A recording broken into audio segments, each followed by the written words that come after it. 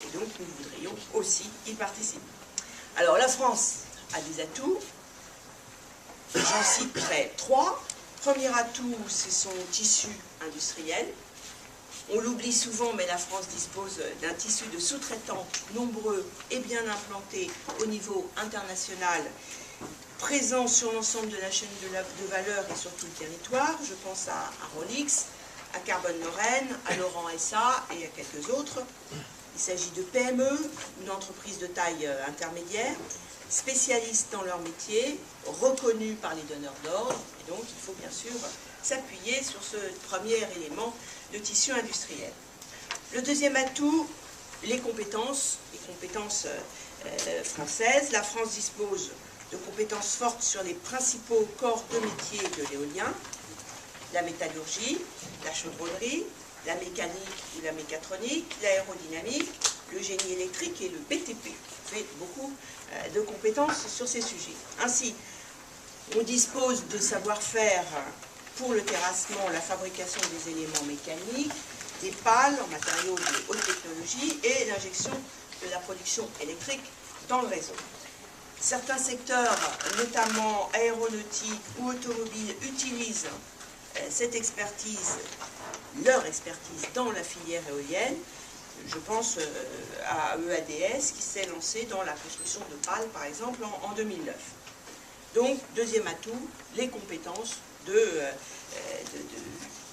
salariés français et des entreprises françaises sur un certain nombre de thèmes. Et puis, troisième atout, donc, des locomotives. La France dispose de grandes entreprises qui détiennent des acteurs français, des acteurs majeurs du marché. Les grands énergéticiens français se positionnent sur le marché de la fabrication et de l'assemblage de composants.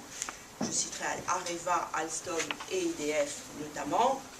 Troisième atout important sur lequel il faut compter. La France n'est donc pas démunie pour répondre aux défis industriels de l'éolien.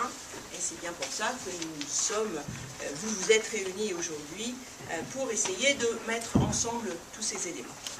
Donc dans ce contexte, comment déclencher le développement d'une filière éolienne française? La question qu'on vous pose, et j'espère que vous apporterez des réponses, la réponse tient en des convictions sur l'avenir de cette filière, bien sûr, les mesures prises par les pouvoirs publics et les actions de mobilisation des acteurs industriels vers l'éolien.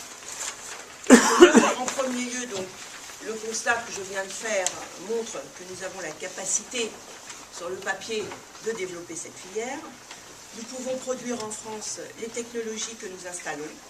Nous en avons les compétences, les acteurs et la volonté. Il n'est pas trop tard pour impulser le développement d'une industrie française dans ce domaine. Regardons ce qui se passe en Espagne. Un début tardif peut aller de pair avec la naissance d'acteurs éoliens à rayonnement national comme international. Donc, nous avons à nos portes un voisin qui nous donne un certain nombre d'exemples dans ce domaine. Deuxième élément, nous ne réussirons pas le pari de l'éolien offshore si nous ne promouvons pas l'industrie de l'éolien terrestre. On ne pourra pas être leader sur le premier si nous ne sommes pas présents sur le second. Et troisième élément, j'ai aussi la conviction que nous devons développer la recherche et l'innovation sur les technologies de l'éolien. Si la filière est habituellement considérée comme mature, l'éolien demeure, à mon sens, un pari industriel et technologique, notamment pour l'éolien maritime, qui peut encore beaucoup progresser. Et donc là aussi, il y a des éléments de progrès sur lesquels l'industrie et les chercheurs français d'ailleurs peuvent travailler. Donc ce constat, à mon sens, montre qu'on a la capacité de faire cette filière française. En deuxième lieu, juste en quelques mots, je veux souligner les nombreuses mesures qui ont été prises dans ces dernières années pour garantir la croissance de la filière et pour atteindre nos objectifs de 23%. Pour l'atteinte des objectifs du Grenelle, donc, la filière éolienne est centrale, c'est clair. Elle doit représenter environ 10% de la production d'électricité en France si on veut atteindre les objectifs de 23% globalement d'énergie renouvelable. Pour l'éolien terrestre, Jean-Louis Borloo a confirmé en 2009 le tarif de rachat fixé en 2006, tarif de 8,2 centimes par kilowattheure. Il a d'autre part engagé l'amélioration de la planification territoriale, de l'encadrement réglementaire et de la concertation locale, avec encore quelques travaux sur ce sujet, en particulier sur le développement éolien en mer, qui sera facilité grâce à une simplification des procédures qui est en cours de précision et de mise dans les textes, et la création d'une instance de concertation et de planification par façade maritime. On s'y prend un peu différemment que sur le terrestre, en espérant qu'on aura plus de facilité à développer les parcs. On peut citer aussi la création du bureau franco-allemand des énergies renouvelables, qui n'est pas uniquement sur l'éolien bien sûr, mais qui permet aussi des échanges plus nombreux avec nos voisins. Donc des mesures faites pour que l'éolien se développe et que l'on atteigne nos objectifs. Et puis donc, troisième lieu, la diversification des entreprises vers l'éolien, qui constitue un chantier majeur, celui sur lequel vous êtes aujourd'hui. C'est un levier clé pour le décollage de la filière française, bien sûr.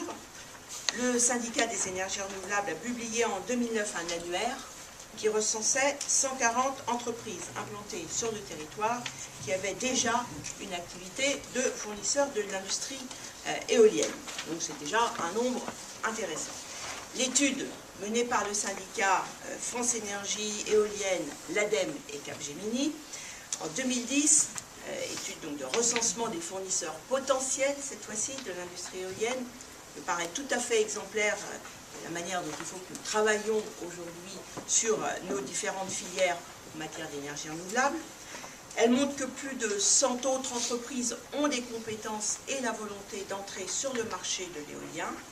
Cette étude identifie un vivier exceptionnel de savoir-faire, de compétences, de solutions pour les acheteurs sur toutes les composantes de l'éolienne. C'est une occasion exceptionnelle que nous avons de donner un nouvel élan, à cette filière.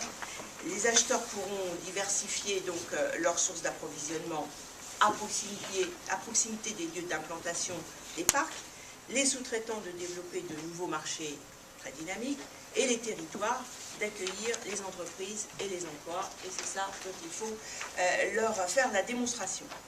Le développement d'une filière éolienne française passe donc par une mobilisation de l'ensemble des acteurs, à commencer par la rencontre de ce matin des professionnels aujourd'hui, sur laquelle je vous félicite. Donc pour conclure, je remercie vivement le syndicat des énergies renouvelables pour cette initiative très heureuse. Je salue la façon avec laquelle il a mené toute cette opération.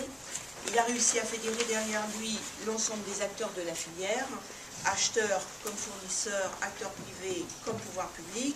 Et le séminaire d'aujourd'hui, c'est le forum idéal pour montrer que dans l'éolien, il y a matière à produire et acheter en France. Je peux vous assurer que les pouvoirs publics seront présents pour les prochaines étapes de cette action, à la fois en termes de réglementation, bien sûr, mais aussi sur toutes les solutions ou les problèmes particuliers qu'il faudrait régler pour que l'on puisse tous ensemble progresser dans cette filière éolienne française. Donc je vous souhaite de très bien travailler toute cette journée et je vous félicite encore d'être tous là ce matin. Merci.